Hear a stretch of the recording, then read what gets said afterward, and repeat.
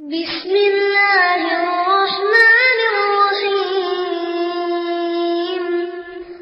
إذا جاء نصر الله والفتح ورأيت الناس يدخلون في دين الله أفواجا فسبح بحمد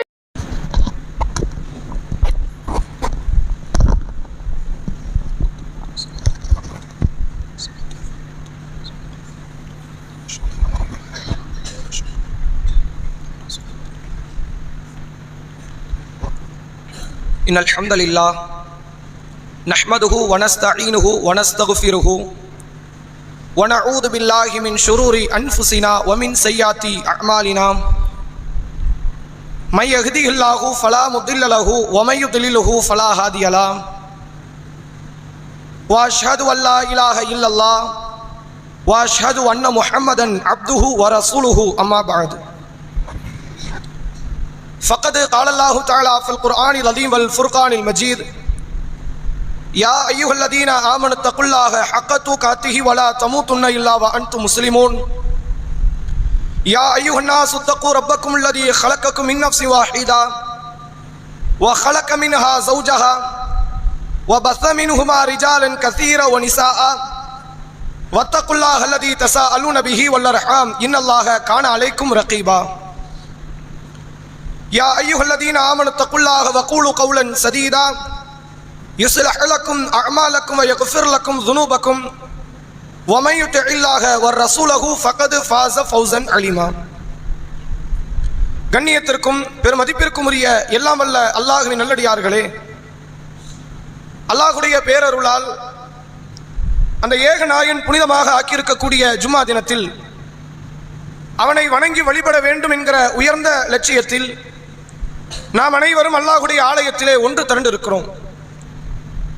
இந்த நல்ல தருணத்தில் அல்லாஹ்வுடைய தூதர் நபிகள் நாயகம் ஸல்லல்லாஹு அலைஹி வஸல்லம் அவர்கள் சொல்லி தந்த ஒரு முக்கியமான போதனையை உங்களுக்கு மத்தியில் நாம் நினைவுபடுத்த ஆசைப்படுகிறோம். நபி அவர்கள் கூறினார்கள், இதா குல்தலி சாஹிபிக அன்சித் யௌமல் ஜும்ஆத்தி வல் இமாமி யக்துபு. ஜும்மா தினத்தன்று இமாம் உரை நிகழ்த்தி கொண்டிருக்கும் பொழுது உங்கள் அருகில் இருக்கும் உங்கள் தோழரிடத்தை நீங்கள் வாய் மூடுங்கள் என்று சொன்னாலும் ஃபக்கதில் லகௌத்த, நீங்களும் வீணான காரியத்தில் ஈடுபட்டவர்கள் தான். ஜும்மாவினுடைய நலனை பிரதிபலனை நாளை மறுமையில் நீங்கள் எதிர்பார்க்காதீர்கள் என்கிற வண்ணம் நபி அவர்கள் சொல்லித்தந்த அந்த எச்சரிக்கை ஊட்டும் செய்தியை நாம் நமது உள்ளத்திலே ஆழ பதிந்து கொண்டு இந்த அமலில் நாம் முழுமையாக ஈடுபட வேண்டும். அன்பிற்குரியவர்களே, உங்களுக்கு மத்தியில் இந்த வார ஜும்மாவினுடைய பிரசங்கமாக நபி இப்ராஹிம் அலைஹிஸ்ஸலாம் அவர்கள் செய்த துஆக்கள் என்ற தலைப்பின் கீழ், இப்ராஹிம் என்கிற அல்லாஹுவால் அதிகம் சிறப்பிக்கப்பட்ட, அல்லாஹுடைய தூதரால் அதிகம் புகழாரம் சூட்டப்பட்ட இறை தூதர்களில் ஒருவர் இப்ராஹிம் அலைஹிஸ்ஸலாம். ஏறத்தாழ அவருடைய வாழ்க்கை என்பது நாம் வாழுகிற இந்த காலகட்டத்திலிருந்து 5000 ஆண்டுக்கு முன்பு வாழ்ந்த ஒரு வாழ்க்கை.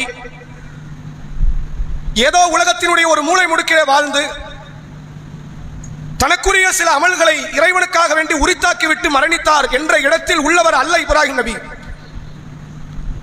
தன்னுடைய வாழ்க்கை என்பது தனது சமூகம் தாண்டி கியாமத் நாள் வரை வரக்கூடிய அனைத்து முஸ்லிம்களும் இந்த இறை தூதரை நினைத்து சில வழிபாடுகளை முன்னெடுத்து வைக்கிறார்கள் என்றால் இவருடைய தியாகமும் அர்ப்பணிப்பு என்பது உண்மையில் புகழப்பட வேண்டிய, போற்றப்பட வேண்டிய அளவிற்கான தியாகம்தான்.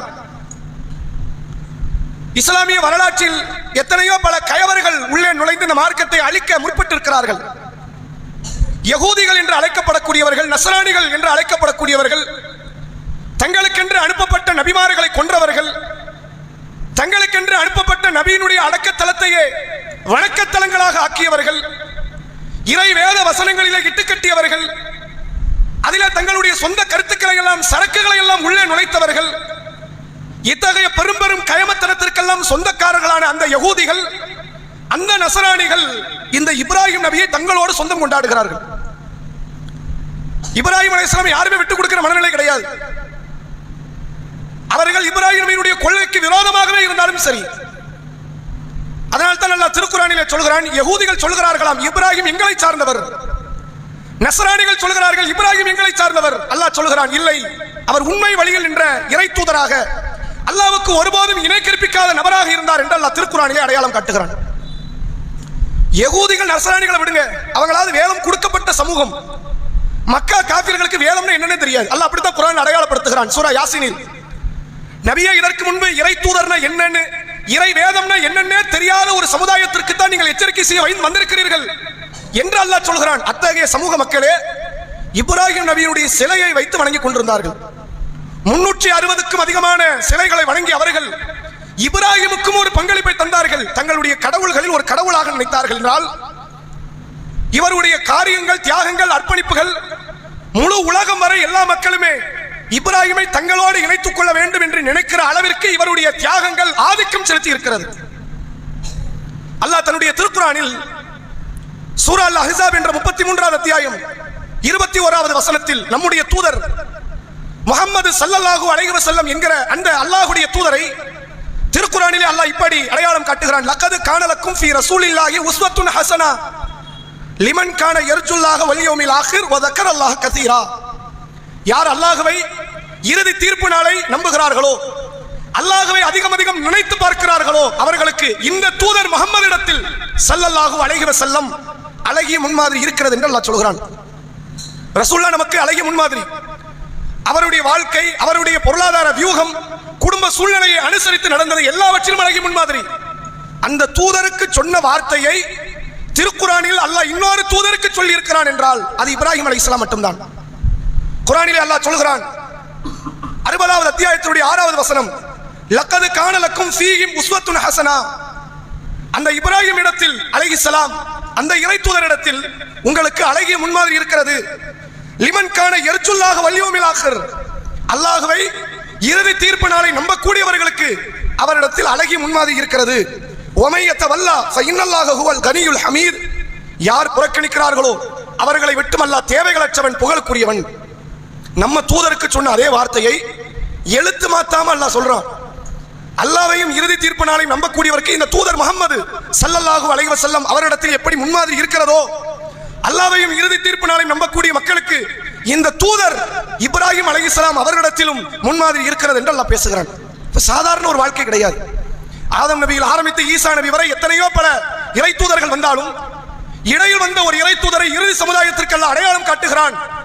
அவர் வாழ்க்கை நமக்கு ஒரு பாடமாக, படிப்படியாக தருகிறான் என்றால் இப்ராஹிம் நபி என்பவர் சாதாரணமாக கடந்து செல்லக்கூடிய இறை தூதர்களில் ஒருவர் அல்ல. எந்த இறை தூதர் இப்படி கடக்கக்கூடாது. அதில் குறிப்பாக இப்ராஹிம் நபியுடைய வாழ்க்கை கடந்து சென்று விடக்கூடாது என்பதற்கு அல்லாஹ் சொல்கிற வார்த்தை இது.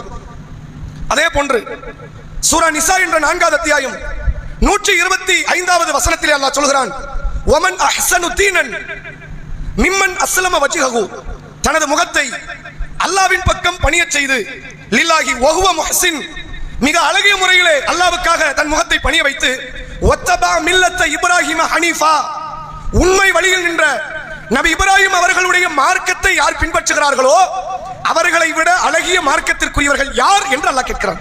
அதை விட ஒரு நல்ல மார்க்கம் கிடையாதுங்க. தன்னுடைய முகத்தை அல்லாஹ்வுக்கு பணிய வையுங்கள். பணிய வைத்த பிறகு உண்மை வழியில் நின்ற நபி இப்ராஹிமினுடைய நிலைப்பாட்டை, மார்க்கத்தை கடைபிடியுங்கள்.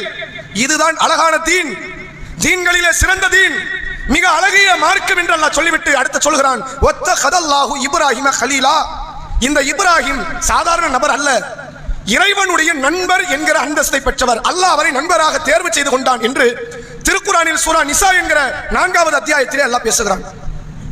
அல்லாஹ் ஒவ்வொரு இடத்துல ஹைப்பை ஏத்துறான். இவர் எப்படிப்பட்டவர் தெரியுமா? இவரைத்தான் உலகத்தில் உள்ள எல்லா வழிகேடர்களில் ஆரம்பித்து எல்லா நல்லவர்களும் சொந்தம் கொண்டாடுகிறார்கள். அட, நல்லவர்கள் உரிமை கொண்டாடுறது வேற, கெட்டவனும் உரிமை கொண்டாடுறான். அவர் வாழ்க்கையில் என்ன இருக்கிறது?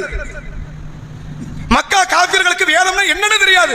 அவன் இவருடைய சிலை வைத்து வணங்கி கொண்டிருக்கிறான். யார் இவர்? இந்த இப்ராஹிம் அவர்கள், இவரை நீங்கள் பின்பற்றி நடக்க வேண்டும், இவர் அழகிய முன்மாதிரி என்று வேறு ஒரு சமுதாய மக்களுக்கு நமக்கு அல்லாஹ் உணர்த்துகிறான் என்றால் யார் இவர்? இவர் மார்க்கத்தை பின்பற்றி நடப்பதுதான் அழகிய மார்க்கம் என்று சொல்கிறானே, யார் இவர்? இவர்தான் அல்லாஹ்வுடைய நண்பர். தன் வாழ்க்கையை எப்படி, ஒரு மனிதனுடைய வாழ்க்கை எப்படி அமைய வேண்டும் என்பதற்கு முழு முதல் முன்மாதிரி மிக்க ஒரு வாழ்க்கையை வாழ்ந்து காட்டி சென்றவர் என்றால் நபி இப்ராஹிம் அலைஹிஸ்ஸலாம் என்று அல்லாஹ் திருக்குர்ஆனிலே நமக்கு அடையாளப்படுத்துகிறான். ரசூலுல்லாஹ்வுக்கு நுபுவத்துக்கு முன்னாடி 3 ஆம்பளை பிள்ளை பிறந்துச்சு. 3 ஆம்பளை பிள்ளைமே நுபுவத்துக்கு முன்னாடி மௌத்தாயிடுச்சு. 4 பெண் பிள்ளைகள் நுபுவத்துக்கு முன்னால் பிறந்தது. 4 பெண் பிள்ளைகள் இஸ்லாத்தை ஏற்றது, நல்ல முறையில் திருமணத்தை அடைந்தார்கள், பிள்ளைகளை பெற்றெடுத்தார்கள். 3 பிள்ளைகள் நபிகளார் கண் முன்னால் மௌத்தாகிவிட்டது. ரசூலுல்லாஹ்க்கு ஒரு ஆம்பளை பிள்ளை இருந்தா நல்லா இருக்கும்னு நினைச்சாங்க. அல்லாஹ்வும் கொடுத்தான். மாரியத்து கிபிதியா என்ற நபிகளாருடைய அடிமை பெண் மூலமாக நபிகளாருக்கு கொடுக்கப்பட்ட ஆண் குழந்தை இப்ராஹிம் ரலியல்லாஹு அன்ஹு. அந்த இப்ராஹிமுக்கு, அந்த குழந்தைக்கு நபிகளார் பெயர் சூட்டும் போது சொல்கிறார்கள், என் தந்தை இப்ராஹிம் அவர்களுடைய பெயரை என் குழந்தைக்கு நான் சூட்டுகிறேன் என்றார்கள். இந்த சமூகமே அந்த தூதர் மேல எவ்வளவு மஹபத் வச்சிருக்குன்னு பாருங்க. எவ்வளவு பெரிய பிரியம் அவர் மீது வைத்திருந்தால் ஒவ்வொரு இடத்தில் அந்த இறை தூதரை பற்றி அல்லாஹ் பறைசாற்றுவான், எடுத்துரைப்பான். அந்த தூதரை வருடத்தில் ஒரு நாள் ஹஜ் பெருநாள் தினத்தில் நினைத்து பார்த்துவிட்டு கடந்து சென்று விடுகிறோம். அல்லது வாழ்நாளில் ஒரு முறை ஹஜ் செய்யும் பொழுது, சஃபா மர்வாவிலே சஹீ செய்யும் பொழுது, மகாம் இப்ராஹிம் என்று தொழும் பொழுது, ஜம்சம் நீரூற்றிலே தண்ணீர் அருந்தும் போது, இது மாதிரியான சூழ்நிலைகள் மட்டும் அந்த இறை தூதரை நினைத்து பார்த்து விட்டு விடுகிறோம். வாழ்நாள் முழுவதும் அவருடைய வாழ்க்கை நமக்கு ஒரு பெரும் பாடம் என்பதனால் தான் இவ்வளவு பெரிய ஏற்பாட்டை தூபம் போட்டல் ஆரம்பிக்கிறான். அவர் யாரு தெரியுமா அப்படின்னு கொடுக்கிறான். அந்த இப்ராஹிம் அலைஹிஸ்ஸலாம் வழிபாடுகளால், அர்ப்பணிப்பு தியாகங்களால், ஈமானிய உணர்வால், மக்களிடத்தில் தாவா செய்வதால் என்று இஸ்லாம் எந்தெந்த நல்ல குணமெல்லாம் சொல்கிறதோ அதற்கெல்லாம் ஒரு எடுத்துக்காட்டு இப்ராஹிம் நபி. இஸ்லாம் எதையெல்லாம் பெரும்பாவம் என்று சொல்கிறதோ அதையெல்லாம் விட்டு விலகியவர் இப்ராஹிம் நபி. இவருக்கு முன்பும் சரி, இவருக்கு பின்பும் சரி, இவர் பெற்றதை போன்ற இறைவனுடைய அந்த அன்பையும் அருளையும் வேறு யாரும் பெறவில்லை என்றுதான் சொல்லியாக வேண்டும். ஏன்? மறுமை நாளில் முழு மனித குலமே நிர்வாணமாக நிற்பார்கள். நம்முடைய தூதர் முஹம்மது ஸல்லல்லாஹு அலைஹி வஸல்லம் அவர்கள் உட்பட. அல்லாஹ் இப்ராஹிம் நபிக்குத்தான் முதலில் ஆடை அணிவிப்பானோ. இது ஒரு கண்ணியம் தானே. மனிதனுக்கு ஆடைங்கிறது மிக பிரதானமானது, அவசியமானது. எல்லாரும் நிர்வாணமா இருக்கிறோம். எல்லா ஆண்கள், எல்லா பெண்கள், எல்லா நல்லோர்கள், தீயவர்கள். முதலில் ஒருவரை அழைத்தல் ஆடை அணிவித்து விடுகிறான் என்றால் அது இப்ராஹிம் நபி. இந்த இறை தூதர் அல்லாஹ்விடத்தில் அவ்வளவு பெரிய நெருக்கத்தை, நேசத்தை அடைந்திருக்கிறார் என்றால் அவருடைய பிரார்த்தனையும் அதில் மிக முக்கியமான ஒன்று. அப்படி இப்ராஹிம் நபியினுடைய பிரார்த்தனை நீங்க பாருங்க. அவர் பிரார்த்தனை எதையெல்லாம் கேட்டாரோ ஆல்ரெடி அதெல்லாம் அவர்கிட்ட இருந்திருக்கும். ஆனாலும் கேட்டார்.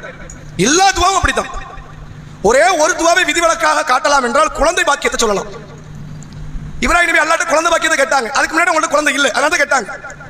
வேற என்னவெல்லாம் இப்ராஹிம் நபி அல்லாஹ்ட்ட கேட்டாங்களோ ஆல்ரெடி அவங்கள்ட்ட அது இருக்குது. அதை அதிகப்படுத்துவதற்கு கேட்ட துவா தான் அதெல்லாம். அதிலே முதல் துவாவாக நீங்கள் பார்க்கலாம். திருக்குர்ஆனில் சூரா இப்ராஹிம் என்ற 14வது அத்தியாயம் 35வது வசனம் அல்லாஹ் சொல்கிறான், "வ இது கால இப்ராஹிம், இப்ராஹிம் சொன்னார், ரப்பி இஜால் ஹாதல் பலத் ஆமினன், இறைவா இந்த ஊரை, மக்கா நகர ரசூலுல்லாஹ் நபி இப்ராஹிம் அலைஹிஸ்ஸலாமுக்கு சொந்த ஊர் கிடையாது. வேறு ஒரு தேசத்திலிருந்து தன் மனைவி பிள்ளைகளை கொண்டு வந்து விடுறதுக்கு வந்தாங்க. வந்த இடத்தில் துவா செய்கிறார், இறைவா இந்த ஊரை அபயம் அளிக்கும், பாதுகாப்பு அளிக்கும் பூமியாக நீ மாற்றினாங்க. உண்மையில் அல்லாஹ்வுடைய பேரருள் உலகத்தில் பெருங்கொண்ட மக்கள் ஒரு வணக்க வழிபாட்டுக்குரிய ஸ்தலமாக ஆதி காலத்திலிருந்து இன்று வரை வணங்குகிறார்கள் என்றால் அது காபத்துல்லா மக்கமா நகரில் இருக்கிறது. உலகத்தில் போர் தொடுக்கப்படாத ஒரு நகரம் என்றாலும் மக்கமா நகரம். இடையில் ரசூலுல்லாஹ்வுடைய மௌத்துக்கு பிறகு சில சூழ்நிலைகளால் காபத்துல்லா கொழுந்து விட்டு எரியப்பட்டது. அப்துல்லா இப்னு சுபைர் ரலியல்லாஹு அவர்களுக்கும் ஹஜ்ஜாஜ் பின் யூசுஃபுக்கும் மத்தியில் நடைபெற்ற யுத்தம் மக்கா நகருக்குள் நடந்தது. ஆனால் காபா எரிவதை பார்த்தவுடன் சுஜூதிலே விழுந்தார்கள் மொத்த படையினர்கள். ஹஜ்ஜாஜ் பின் யூசுஃபுடைய படை உட்பட, அப்துல்லா இப்னு சுபைருடைய படை உட்பட அனைவருமே சுஜூதிலே விழுந்தார்கள். தாங்கள் செய்தது எவ்வளவு பெரிய தவறு, பாவம் என்பதை உணர்ந்து தங்களுடைய பாவத்திற்கு வருத்தமும் தெரிவித்தார்கள். உண்மையில் உலகத்திலேயே அபயம் அளிக்கிற, பாதுகாப்பு அளிக்கிற ஒரு பூமி என்றால் அது காபத்துல்லா. நபி இப்ராஹிம் அலைஹிஸ்ஸலாம் அவர்கள் கேட்ட துஆ அது. தொடர்ச்சியாக இப்ராஹிம் நபி கேட்டார்கள், வஜுனுபுனி வ பனி அன் அஅபுதுல் அஸ்னாம், இறைவா என்னையும் எனது பிள்ளைகளையும் சிலைகளை வணங்குவதை விட்டு நீ பாதுகாத்து விடு இறைவா. ஒரு ஆழமான பிரார்த்தனை இது. உலகத்துல யாரு சிலையை வணங்கினாலும் ஆச்சரியப்படுறதுக்கு இல்லை. இப்ராஹிம் நபி வணங்க மாட்டார். அது ஆச்சரியமான காரியம் இல்லை. நடக்குமா அது? சுய புத்தியை கொண்டு இது எந்த விதமான நன்மையும் தராது என்று உலகத்தில் ஒரு பெருங்கொண்ட தர்க்க ரீதியான வாதத்தை வைத்து இஸ்லாத்தை நிலைநாட்டியவர் நபி இப்ராஹிம் அலைஹிஸ்ஸலாம். இப்ராஹிம் நபி அடிச்சு கூட ஜெயிச்சிடலாம், வாதத்தில் ஒன்றும் ஜெயிக்க முடியாது. அந்த அளவிற்கு புத்தி கூர்மை கொண்டவர் நபி இப்ராஹிம் அலைஹிஸ்ஸலாம். யாரெல்லாம் இப்ராஹிம் நபி இடத்தில் தர்க்க ரீதியான வாதங்களை கொண்டு வருகிறார்களோ அல்லாஹ் குர்ஆனிலே சொல்கிறான், ஃபபுஹித்தல்லதி கஃபர், மறுத்தவன் வாய் அடைத்தான் என்று. வாய் அடைப்பதை தவிர அவர்களுக்கு வேறு பதிலே இருக்காது. அவருடைய தந்தை ஆசரில் ஆரம்பித்தவர்கள் சமூகம் அனைவருமே அப்படித்தான். அப்படி தன்னுடைய தர்க்க ரீதியான வாதங்களை வைத்து சிலை வணக்க வழிபாட்டுக்கு எதிராக கேள்விகளை கேட்டு அந்த வழிபாட்டிற்கான முற்றுப்புள்ளியை வைத்து இப்ராஹிம் நபி கேட்கிறார், இறைவா என்னையும் எனது பிள்ளைகளையும் சிலைகளை வணங்குவதை விட்டு நீ பாதுகாத்து விடு இறைவா. அந்த வழிபாட்டை நோக்கி போயிடக்கூடாது. ஏன் கேட்கணும்? அறவே சிலை வணக்க வழிபாட்டின் பக்கம் தலை வைத்து படுக்காத தூதர் என்றால் இப்ராஹிம் நபி. எல்லா இறை தூதரும் அப்படித்தான். இப்ராஹிம் நபி அதில் மேன்மை பெற்றவர். ஆனால் அவர் கேட்கிறார் என்றால் அந்த வழிபாட்டை அவர் கடுமையாக பயந்திருக்கிறார் என்று அர்த்தம். சூரா சுமரில் அல்லாஹ் சொல்கிறான், வலக்கத் ஊஹிய இலைக்க வ இலல்லதீன மின் கப்லிக். நபியே, உங்களுக்கும் உங்களுக்கு முன்னால் வந்த அனைவருக்கும் நாம் சொல்லி இருக்கிறோம், லகின் அஷ்ரக்த லயஹ்பத்தன்ன அமலுக்க, நீங்கள் ஷிர்க் வைத்து விட்டால் அல்லாஹ் உங்கள் அமலை அழித்து விடுவான் என்ற அந்த வார்த்தை தான் இப்ராஹிம் நபியை இப்படி ஒரு துஆவை செய்ய தூண்டி இருக்கிறது. கடுமையான பயம். ஒருவேளை ஷிர்க் வச்சு மௌத்தாயிட்டா, சிலைகளை வணங்கிட்டா, இப்ப தெளிவா இருக்கிறோம், நாளைக்கு மாறிட்டா உள்ளம் தடம் புரண்டு விடுமோ என்று பயந்தார்கள். அல்லாஹ்வுடைய தூதரும் பயந்தார்கள். ரசூலுல்லாஹ்க்கு அந்த பயம் உண்டு. ரசூலுல்லாஹ் என்னைக்கா சிலை வணங்கி இருக்கிறாங்களா? கிடையாது. ஷிர்க்கை நோக்கி குஃப்ரை நோக்கி நகர்ந்து இருக்கிறாங்களா? கிடையாது. ரசூலுல்லாஹ்வுடைய வாழ்க்கையில பாவமே கிடையாது. குஃப்ர் எங்க இருந்து வரப்போகுது? ஆனாலும் நபிகளார் கேட்டார்கள், யா முகல்லிபல் குலூப் சப்பித் கல்பி அலா தீனிக், உள்ளங்களை புரட்டுபவனே எனது உள்ளத்தை உன் மார்க்கத்திலே நீ நிலைபெறச் செய் என்று கேட்டார்கள். இந்த துஆவை ரசூல் அடிக்கடி கேட்கிறாங்க. ஒரு முறை சஹாபாக்கள் கேட்கிறாங்க, அல்லாஹ்வுடைய தூதரே இந்த துஆவுக்கு அவ்வளவு முக்கியத்துவம் வேணுமா? ரசூலுல்லாஹ் சொன்னாங்க, மனிதர்களுடைய உள்ளங்களை அல்லாஹ் தன்னுடைய 2 விரல்களுக்கு மத்தியில் வைத்திருக்கிறான். விரும்பியவாறு புரட்டி விடுவான். அது அவங்க கையில இருக்கு. மிகப்பெரிய ஏகத்துவாதியா இருப்பாரு. என்ன விட்டா ஒரு ஆள் உண்டான பெருமை உள்ளத்தில் அல்லாஹ் கீழே தள்ளிடுவான். குஃப்ரில திளைத்தவராக இருப்பார். தலை சிறந்த ஏகத்துவவாதியாக மாற்றி விடுவான் அல்லாஹ். உமர் ரலியல்லாஹு அவர்களை கொண்டு குஃப்ரில உள்ளவர். அவர் குஃப்ரில தலைவரித்து ஆடி அந்த கோட்பாட்டை கொண்டவர். முன்னோர்கள் மூதாதையர்கள் தகப்பன்மார்களுடைய மார்க்கத்தை விட்டு வெளியேறிவிடக் கூடாது. அந்த கோட்பாட்டுக்கு எதிராக எவன் வந்தாலும் சரி, அது முகமது நபியாகவே இருந்தாலும் சரி, கழுத்துக்களை துண்டித்து விடுவேன் என்று வாள்களை எடுத்து புறப்பட்ட அந்த உமரை இந்த மார்க்கத்திற்கு அல்லாஹ் அடிபணிய வைத்து அவர் மூலமாக பல சேவகங்களை தன் மார்க்கத்திற்கு எடுத்திருக்கிறான் என்றால் உள்ளங்கள் அல்லாஹ்வுடைய விரலுக்கு மத்தியில் இருக்கிறது. இப்ராஹிம் நபி அதிகமா பயப்படுறாங்க, ஒருவேளை நான் அல்லாஹ்க்கு ஷிர்க் வச்சிருவனா அதிகமா கேட்டாங்க. அல்லாஹ் இந்த பயம் நம்மகிட்ட இல்ல. பாத்தீங்களா? ஏன் இல்ல? கண்டிப்பா நமக்கு ஷிர்க் வராது. அல்லாஹ்வை நிராகரிக்கிற குஃப்ரை நோக்கி, பாவமான காரியத்தை நோக்கி நாம் சென்று விட மாட்டோம் என்று நினைக்கிறோம். அப்படி கிடையாது. ரப்பு நினைத்தால் குஃப்ருடைய உச்சத்தில் கொண்டு வந்து நம்ம நிறுத்துவான். ஷிர்க்குடைய கோட்டைக்குள்ளே கொண்டு வந்து நம்மை நிறுத்தி விடுவான். அது அல்லாஹ்வுடைய கையில் இருக்கிறது. அல்லாஹ்விடத்தில் அதிகமாக கேளுங்கள். நபிகளார் அல்லாஹ் திருக்குர்ஆனிலே ஒரு துஆவை சொல்லி தருகிறான். ரப்பனா லா துஸீக குலூபனா பஅத இத் ஹதைத்தனா வ ஹப் லனா மின் லதுன்க ரஹ்மா இன்னக அன்தல் வஹாப். இறைவா, எங்களுக்கு நேர்வழி காட்டிய பின் எங்கள் உள்ளங்களை நீ தடம் புரளச் செய்து விடாதே. நீ வாரி வழங்கும் அல்லல். இறைவா, எங்களுக்கு இந்த நேர்வழியை தான்னு சொல்லி அல்லாஹ்விடத்தில் இப்படி துஆ செய்ய வேண்டுமா? அல்லாஹ் கற்றுத் தருகிறான். நேர்வழி தவறுவதை விட மிக மோசமான வழிகேடு வேற எதுவுமே இருக்காது. ஒருத்தன் பிறக்கிறான், குஃப்ர்லயே பிறக்கிறான், குஃப்ர்ல வாழ்றான், வளர்றான், மௌத்தாவறான்னா அவனை விட மோசமானவன் நேர்வழி பெற்று அதை தவற விடுபவன். அது எவ்வளவு பெரிய வழிகேடு தெரியுமா? இப்ராஹிம் நபி அந்த வழிகேட்டை நோக்கி சென்று விடக்கூடாது என்று பயந்து அல்லாஹ்விடத்திலே துஆ செய்தார் என்பதை பார்க்க முடிகிறது. அதே போன்று நபி இப்ராஹிம் அலைஹிஸ்ஸலாம் அவர்கள் கேட்ட இன்னொரு அற்புதமான ஒரு பிரார்த்தனை அல்லாஹ் திருக்குர்ஆனிலே சொல்கிறான். சூரா பக்ரா 2வது அத்தியாயம் 128வது வசனம். ரப்பனா வஜால்னா முஸ்லிமைனி லக் வ மின் ذُرِّيَّتِنَا உம்மத்தன் முஸ்லிமத்தன் லக். யா அல்லாஹ், என்னை உனக்கு கட்டுப்பட்ட முஸ்லிமாக நீ ஆக்கு, எனது சந்ததிகளையும் உனக்கு கட்டுப்பட்ட முஸ்லிம்களாக நீ ஆக்கு. வ அரினா மனாசிக்கனா, எங்களுக்குரிய வழிபாடுகள், மார்க்க கிரியைகள், இபாதத்துகள் அதை நீதான் கற்றுத் தர வேண்டும். வதுப அலைனா, உன்னிடத்தில் நாங்கள் பாவ மன்னிப்பு தேடுகிறோம். இன்னக்க அன்த தவ்வாபுர் ரஹீம், இறைவா நீ மன்னிக்க கூடியவன், நிகரில்லா பேரன்புடையவன் என்று கேட்டார் நபி இப்ராஹிம் அலைஹிஸ்ஸலாம். தான் முஸ்லிமா இருக்கணும், கட்டுப்பட்டவனா இருக்கணும். அப்ப அதுக்கு முன்னாடி இப்ராஹிம் நபி கட்டுப்பாடு இல்லையா? கட்டுப்பாடுக்கு பேர் போனவரே நபி இப்ராஹிம் நபி. திருக்குர்ஆனில் அல்லாஹ் சொல்கிறான், வ இது கால லஹு ரப்புஹு அஸ்லிம். கட்டுப்பாடு என்று இப்ராஹிம் இடத்தில் அல்லாஹ் சொன்னால், கால அஸ்லம்து லிரப்பில் ஆலமீன், அகிலத்தின் இறைவனுக்கு நான் கட்டுப்பட்டு விட்டேன், சரணாகதி அடைந்து விட்டேன், கீழ்ப்படிந்து விட்டேன், மண்டையிட்டு விட்டேன், தலை வணங்கி விட்டேன் என்பதே இப்ராஹிமுடைய கூற்றாக இருக்கும் என்று அல்லாஹ் சொல்கிறான். ஏன் கட்டுப்படணும்னு கேட்க மாட்டாரு, நீ என்ன தந்தேன்னு கேட்க மாட்டாரு, கட்டுப்படலைன்னா என்ன தருவேன்னு கேட்க மாட்டாரு, இதனுடைய சாதக பாதகத்தை தெரிந்து கொண்டு வழங்க மாட்டாரு. அல்லாஹ் சொன்னால் கட்டுப்படுவேன் என்பதுதான் இப்ராஹிம் நபியுடைய கூற்றாக இருக்கும். அல்லாஹ் திருக்குர்ஆனிலே சொல்கிறான். ஜும்மாவினுடைய ஆரம்பத்தில் எல்லா நேரங்களிலும் சொல்லப்படுகிற குர்ஆனுடைய வசனம், யா அய்யுஹல்லதீன ஆமனு இத்தகுல்லா ஹக்க துகாத்திஹி ஈமான் கொண்டவர்களே, அல்லாஹ்வை அஞ்ச வேண்டியதற்கென்று ஒரு முறை இருக்கிறது. அப்படி அஞ்சுங்கள். வலா தமூத்துன்ன இல்லா வ அன்தும் முஸ்லிமூன். கட்டுப்பட்ட முஸ்லிம்களாகவே அன்றி நீங்கள் மௌத்தாகி விடாதீர்கள். உனக்கு மௌத்துன்னு வரும். ஏழையா சாகலாம், தப்பு கிடையாது. நோயாளியா சாகலாம், தப்பு கிடையாது. அனாதையா சாகலாம், தப்பு கிடையாது. எப்படிப்பட்ட நிலையில் வேண்டுமானால் மரணிக்கலாம், தப்பு கிடையாது. முஸ்லிம் அல்லாதவனை மட்டும் செத்துறாத. கதை அதோட முடிஞ்சிருச்சு. திருக்குறானிலே அடிப்படை போதனையாக அல்லாஹ் சொல்லித் தருகிறான். அந்த கட்டுப்பாடுக்கு பேர் போனவர் இப்ராஹிம் நபி. இந்த இப்ராஹிம் நபி தன் பிள்ளைகளை அழைத்து இவ்வாறு தாவா செய்தார்கள் என்று திருக்குறானிலே அல்லாஹ் சொல்கிறான். இந்த வசனத்திற்கு அடுத்த வசனம், கட்டுப்படு என்றால் கட்டுப்பட்டு அல்லாஹ்வின் இறை அகிலத்தின் இறைவனுக்கு கட்டுப்பட்டு விட்டேன் என்பாரே, அந்த வசனத்திற்கு அடுத்து அல்லாஹ் சொல்கிறான், வவஸா இப்ராஹிம் வ யாக்கூப். இப்ராஹிம் அவர்களும் யாக்கூப், இந்த இப்ராஹிம் நபியுடைய பேரர், இசாக்கு வழி மகன் அந்த யாக்கூபும் தன் பிள்ளைகளுக்கு இப்படி வசியத்து செய்தார்களாம். யா புனைய இன்னல்லாஹ இஸ்தஃபா லக்குமுத்தீன். என் பிள்ளைகளே, அல்லாஹ் உங்களுக்கு இந்த மார்க்கத்தை தேர்வு செய்திருக்கிறான். ஃபலா தமூத்துன்ன இல்லா வ அன்தும் முஸ்லிமூன். உண்மை முஸ்லிம்களாக கட்டுப்பட்ட இறை அடியார்களாகவே தவிர நீங்கள் மரணத்தை தழுவி விடாதீர்கள் என்றுதான் இப்ராஹிம் தன் மகன்கள் இருவருக்கும், யாக்கூப் தன் மகன்கள் 12 பேருக்கும் இப்படி கடைசி நேரத்தில் வசியத்து செய்தார் என்று அல்லாஹ் திருக்குறானிலே சொல்கிறான். யாக்கூப் நபி 12 பசங்களுக்கு சொல்றாங்க. 12ல ஒருத்தர் இறை தூதர் யூசுப் நபி. இப்ராஹிம் 2 மகன்களுக்கு பிரச்சாரம் செய்கிறார். 2 பேருமே இறை தூதர்கள், இஸ்மாயில் இசாக் அலைஹிஸ்ஸலாம். அப்படிப்பட்ட அந்த இறை கட்டுப்பாடுக்காக வேண்டி இறை தூதர் இப்ராஹிம் அலைஹிஸ்ஸலாம் அந்த அளவிற்கு மெனக்கிட்டு இருக்கிறார்கள். எங்கயாவது இறை கட்டுப்பாடை மீறிடுவோமா, தாண்டிடுவோமா? ஒரு இடத்துல தாண்ட மாட்டார். இப்ராஹிம் நபியினுடைய கட்டுப்பாடுக்கு ஒரு அழகான ஒரு சம்பவம் என்றால், தன் மனைவி பிள்ளையை கொண்டு விட்டுட்டாங்க பாலைவனத்தில். விட்டுட்டு ஒரு வார்த்தை சொல்லல. என்ன ஏது அல்லாஹ் சொல்லி இருக்கிறாங்க, கொஞ்சம் வெயிட் பண்ணுங்க, நாளைக்கு வரேன். இந்த வேலையே கிடையாது. விட்டாச்சு, வந்தாச்சு. உணவை தண்ணீரை தேட முடியாத ஒரு பகுதி அது. ஆள் நடமாட்டம் கிடையாது. பச்சிலம் குழந்தையோட ஒரு பெண்ணோடைய நிலைமை என்ன? எதை பத்தியுமே சிந்திக்கல, திரும்பியாச்சு.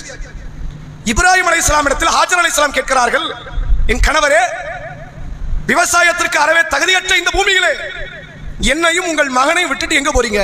பதிலே கிடையாது. மீண்டும் கேட்கிறார்கள், பதில் இல்லை.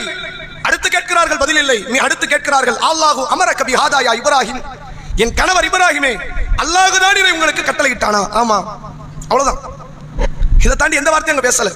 கொஞ்சம் பொறுமையா இருங்க, சீக்கிரம் வந்துடுவேன், எதுவுமே கிடையாது. கட்டுப்பாடுக்கு இலக்கணம் நபி இப்ராஹிம் நபி. அவர் கேட்கிறார், ரப்பனா வஜால்னா முஸ்லிமைன் லக் வ மின் துர்ரியத்தினா உம்மத்தன் முஸ்லிமத்தன் லக்.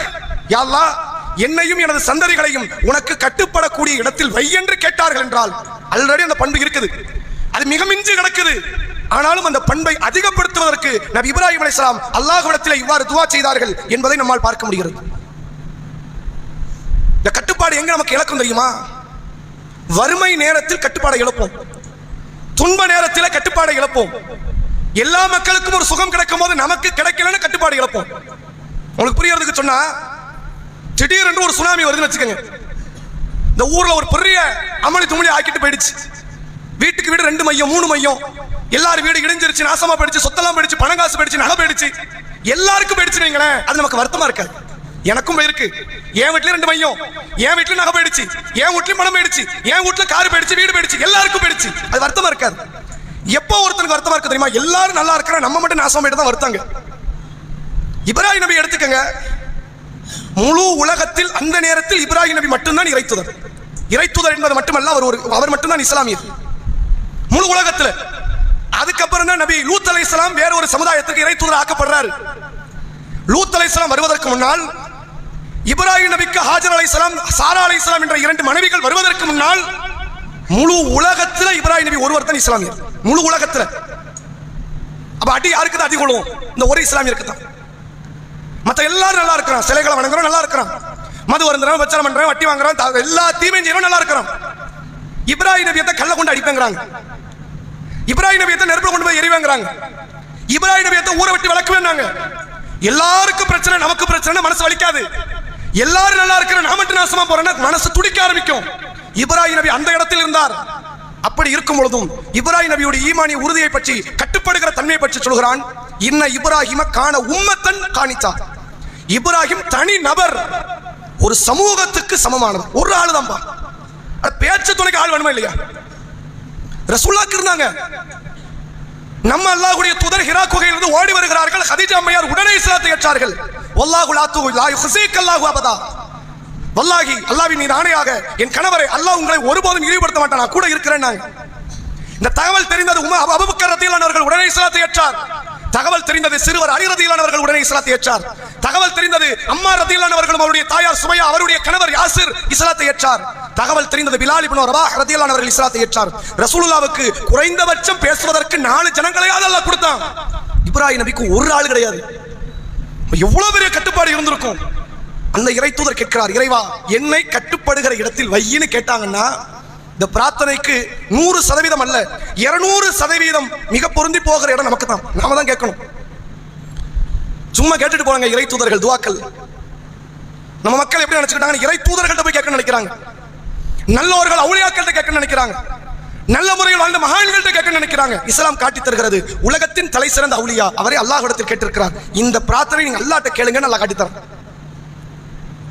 உண்மை வழியில் நின்ற நபி இப்ராஹிம் அலைஹிஸ்ஸலாம் என்பவர் உண்மையில் பேசுவதற்கு ஒரு மிக பெரும் அறிவு களஞ்சியம் என்றால் அது இப்ராஹிம் நபியுடைய வரலாறு. அவர் பிரார்த்தனையினுடைய ஒவ்வொரு நுணுக்கமையும் நாம் பிரித்து பார்ப்போமே, ஆனால் இதில் அவ்வளவு ஆழமான கருத்துக்களும் இறைவன் மீது கொண்டிருக்கிற மஹப்பத்தையும் நேசத்தையும் அந்த பிரார்த்தனையின் ஊடாக நாம் அறிந்து கொள்ளலாம். அதிகமான பிரார்த்தனைகள் இருந்தாலும் நேரத்தினுடைய அருமையை கருத்தில் கொண்டு இந்த 2 துவாக்களை நாம் நினைவுபடுத்தியவனாக எனது முதல் உரையை நிறைவு செய்கிறேன். வாஹிரு தஅவானா அல்ஹம்துலில்லாஹி ரப்பில் ஆலமீன். அஸ்ஸலாமு அலைக்கும் வரஹ்மத்துல்லாஹி வபரகாத்துஹு.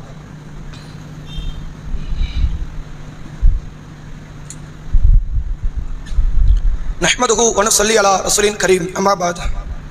கண்ணியத்திற்கும் பெருமதிப்பிற்கும் உரிய எல்லாம் வல்ல அல்லாஹ்வின் நல்லடியார்களே, கொஞ்சம் முன்னாடி வந்துருங்க, வெளியே நிற்கிறாங்க, கொஞ்சம் முன்னாடி வந்துருங்க. அல்லாஹ் ரப்புல் ஆலமீன் இணை வைத்தல் என்கிற காரியத்தை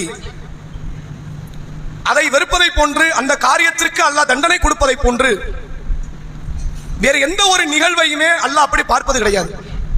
எவ்வளவு பெரிய காரியமா இருக்கட்டும், தாய் தந்தையை கொலை செய்வதை கூட இதுக்கு நிகரா அல்லாஹ் பார்க்கல. அது லேசு பாவம் கிடையாது. அது உடனே சொர்க்கம் ஏறலாம அந்த பாவத்தை பண்ணிட்டு கேட்டக்கூடாது. அவர்களுக்கெல்லாம் சொர்க்கமே இல்லை, நரகம் இருக்கிறது, கொடிய தண்டனை இருக்கிறது, அல்லாஹ்வின் கருணை பார்வை இல்லை என்றெல்லாம் ஹதீஸ் இருக்கிறது. ஆனா இதுக்கு கொடுத்த அந்த இடம் இருக்குல்ல, ஷிர்க்குக்கு கொடுத்த இடம், தாய் தந்தையை கொலை செய்வதை கூட அது பக்கத்தில் வர முடியாது. தன் பெற்ற பிள்ளையை வறுமையின் காரணமாக கொலை செய்வது கூட அந்த பாவத்திற்கு நிகராகாது. அதனால் தான் சூரா நிசாவிலே 4வது அத்தியாயம் 48வது வசனத்தில் அல்லாஹ் சொல்கிறான், இன்னல்லாஹ லா யக்ஃபிரு ஐ யுஷ்ரக பிஹி, தனக்கு இணை கற்பிக்கப்படுவதை அல்லாஹ் ஒருபோதும் மன்னிக்க மாட்டான். இணை வைப்பு அவ்வளவு மோசம். எல்லா இறை தூதர்களும் அஞ்சு நடுங்கிய இடம் அந்த இணை வைப்பு தான். அப்படிப்பட்ட இணை வைப்பு ஒவ்வொரு காலகட்டத்தில் அப்படி துளிர் விட்டு தலை தூக்க ஆரம்பிக்கிறது. இதை கண்டும் காணாமல் இருப்பது யார் என்றால் இணை வைப்பை விட்டு விலகிய மக்கள். அதான் வேடிக்கைக்குரிய காரியமே. இணை வைப்புனா என்னன்னே தெரியாதவன் கண்டு காணாம இருந்தா வேற, அது பாவம், நரகத்துக்கு இழுத்துட்டு போகும். இப்ராஹிம் நபி பயந்த பாவம் அது, நம்ம ரசூலுல்லாஹ் பயந்த பாவம் அது, எல்லா நபிமார்களுமே அஞ்சு நடுங்கிய பாவம் அது என்று தெரிந்த பிறகும் அந்த பாவத்தை விட்டும் அதை மக்களை தடுப்பதை விட்டு நாம் விலகிச் சொல்கிறோம் என்றால் சமுதாயத்திற்கு நம்மை விட வேறு யாரும் பெரும் குந்தகத்தை, பாதிப்பை, துரோகத்தை இழைத்து விட முடியாது. அதனால் தான் அல்லாஹ் சொல்கிறான், வல் தக்கும் மின்கும் உம்மத்தன், உங்களிலே ஒரு சமூகம் இருக்கட்டும், யஅமுருன பில் மஅரூஃப் வ யன்ஹவுன அனில் முன்கர், அவர்கள் நன்மையை ஏவட்டும், தீமையை தடுக்கட்டும், அல்லாஹ்வை நோக்கி மக்களை அழைக்கட்டும். உலாயிக்க ஹுமுல் முஃப்லிஹூன், வெற்றியாளர்கள் என்றால் அது இவர்கள் தான். ரசூலுல்லாஹ் கிட்ட ஒரு நபித்தோழர் வந்து கேட்கிறார், அல்லாஹ்வுடைய தூதரே, சின்ன காரியம் பண்ணணும், பெரிய நன்மை அடையணும், என்ன செய்யலாம்னு கேட்கிறார். ரசூலுல்லாஹ் அதுக்கு பதில் கொடுக்குறாங்க, சிம்பிளா கேட்டுட்டேன், ஆனா பெரிய விஷயத்தை கேட்டுட்டேன்ட்டாங்க. சின்ன காரியம் தான் பண்ணணும், ஆனா சொர்க்கத்தில் இருக்கணும், உயர்ந்த இடத்துல இருக்கணும், என்ன செய்யலாம்? ரசூலுல்லாஹ் அதுக்கு சொன்ன முக்கியமான காரியம் தர்மத்தை குறிப்பிட்டார்கள்.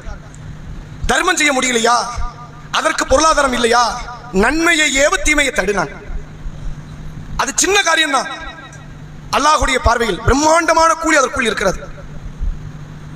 ரபியுல் ஜமாத்துல் ஆஹிர்ல இருக்கிறோம், மாசம் பிறந்து ஒரு சில நாட்கள் கடந்துருச்சு, அடுத்து ரஜப் மாசம்.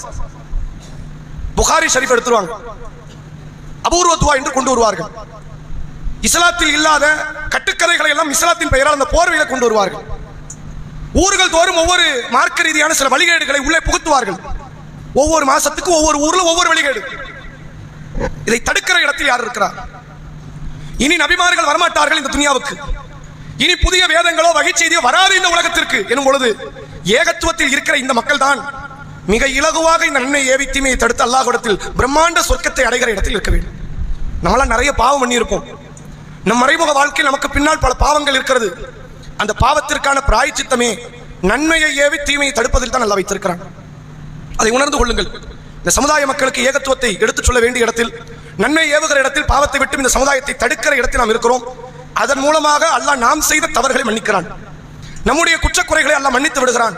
அதை உணர்ந்து மார்க்கத்தை எடுத்துச் சொல்லக்கூடிய இடத்தில் இருப்போம். அதன் அடிப்படையில் தான் நாளை மறுநாள் ஞாயிற்றுக்கிழமை கொங்கராயங்குறிச்சி என்கிற நம்முடைய இந்த தூத்துக்குடி மாவட்டம் கருங்குளம் பக்கத்தில் இருக்கிற ஒரு கிராமத்தில் தமிழ்நாடு தௌஹீத் ஜமாத் சார்பாக ஒரு பொதுக்கூட்டம் ஒன்றை ஏற்பாடு செய்திருக்கிறோம். இந்த பொதுக்கூட்டத்துடைய நோக்கம் என்னன்னா, கொங்கராயங்குறிச்சி ஊர் வந்து மற்ற ஊர்லாம் விட்டு கொஞ்சம் வழிகாட்டில் கொஞ்சம் வித்தியாசமான ஊர். இந்துக்கள் கலாச்சாரத்தை இஸ்லாமிய கலாச்சாரம் மாதிரி பண்ணுவாங்க. நம்ம ஊர்ல அப்படி கிடையாது. நம்ம ஆட்கள் பெயிண்ட் மாத்திடுவாங்க, பச்சை கலர் பெயிண்ட் போட்டுருவாங்க. பெயிண்டை மாத்திட்டோம்னு எங்களை பேரை மாத்திட்டோம்னா அது இஸ்லாமிய வழிகடா மாறிடும். அது நம்ம மக்கள் பழக்கம். எல்லாத்துக்குமே பேரை மாத்திடுவோம். பஜனைன்னு வைக்க மாட்டோம், மௌலுதுன்னு வச்சிருவோம். அப்படி கொங்கராயங்குறிச்சி கொஞ்சம் வித்தியாசம். அவன் கலாச்சாரத்தை அவன் பேரை வச்சு செய்வாங்க. கொடிமரம்னு வச்சிருக்கோம்ல நம்ம மக்கள், வழிகேடாது. இவங்க கொடிமரம் வைத்திருப்பார்கள், இந்துக்கள் கலாச்சாரத்தில் வச்சிருப்பாங்க. சில நாட்கள் சில வாரங்களுக்கு முன்பாக கொங்கராயங்குறிச்சியில் ஒரு ஆலிம் சா வந்து பேசியிருக்கிறார். சுன்னத்துல் ஜமாத்தில் ஷியா கொள்கை எவ்வளவு முக்கியம் பேசியிருக்கார். அது வார்த்தையில சொல்லல, மதுகபை உடைச்சிட்டார்ல அவரு. ஷியா கொள்கை முக்கியத்துவத்தை பத்தி சுன்னத்துல் ஜமாத் வழியில பேசப்படுது. அலி ரலியல்லாஹு அன்ஹு சிறப்பு என்ன தெரியுமா? எல்லா நபித்தோழர்களை விட அலி எவ்வளவு முக்கியம் தெரியுமா? ஃபாத்திமா நாயகி எவ்வளவு முக்கியம் தெரியுமா என்று அந்த புகழ்வதை போன்று புகழ்ந்து சுன்னா அங்கு உடைக்கப்படுகிறது, ஷியா அங்கு உயர்த்தப்படுகிறது. இப்படி பேசப்படுற ஊர். அந்த ஊரில் தௌஹீதை முழங்குவதற்கான ஒரு பொதுக்கூட்டத்தை வரக்கூடிய ஞாயிற்றுக்கிழமை அந்த ஊர் சகோதரர்கள் ஏற்பாடு செய்திருக்கிறார்கள். அந்த தாவா களம் வெற்றி அடைய வேண்டும், மக்கள் விழிப்புணர்வு அடைய வேண்டும். பல ஆண்டுகளாக தொடர்ச்சியாக அங்கு பிரச்சாரம் செய்தும் ஒரு பெரிய மாற்றத்தை ஏகத்துவ ரீதியாக அங்கு ஏற்படுத்த முடியவில்லை. அதற்காக நம்முடைய பகுதியில் இருந்தும் அந்த மக்களுக்கான வலு சேர்க்கக்கூடிய விதத்தில் மார்க்கத்தை பிரச்சாரத்தை செய்வதில் நாம் பங்களிப்பு கொடுக்கிற விதத்தில் ஞாயிற்றுக்கிழமை நாமும் அந்த பொதுக்கூட்டத்தில் கலந்து கொள்வதற்காக வாகன வசதிகளை நாம் ஏற்பாடு செய்திருக்கிறோம். வாய்ப்பு இருக்கிற சகோதரர்கள் அதற்காக கலந்து கொள்ளுங்கள்.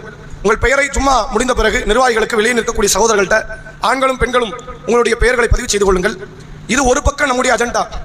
இந்த ஊருக்குள்ளே நமது குடும்பத்திலே ஷிர்கிலே மூழ்கி இருக்கிற அல்லாஹ்வுக்கு இணை வைக்கக்கூடிய காரியத்தை மிக தெய்வதாட்சனை பார்க்காமல் செய்யக்கூடிய மக்களிடத்தில் மார்க்கத்தை எடுத்துச் சொல்லுகிற மிகப்பெரிய கடமையும் பொறுப்பும் இருக்கிறது. இப்ராஹிம் நபியினுடைய துஆவை புரிந்து கொள்ளுங்கள். கட்டுப்பாடு மிக்கவர் கட்டுப்பாடை கேட்டார். சிலை வணக்கத்தை விட்டும் வேறறுத்து விலகியவர் சிலை வணக்கத்தை விட்டும் பாதுகாப்பு தேடினார் என்றால் அதிகம் தேடுகிற பொறுப்பு நம்மை சார்ந்தது. நாம் தேடுவதோடு நமது குடும்பத்தாரையும் அதை நோக்கி மக்களை அழைக்கக்கூடிய நன்மக்களாக இருப்போம். வாஹிரு தஅவானா அல்ஹம்துலில்லாஹி ரப்பில் ஆலமீன். அஸ்ஸலாமு அலைக்கும் வரஹ்மத்துல்லாஹி வபரகாத்துஹு.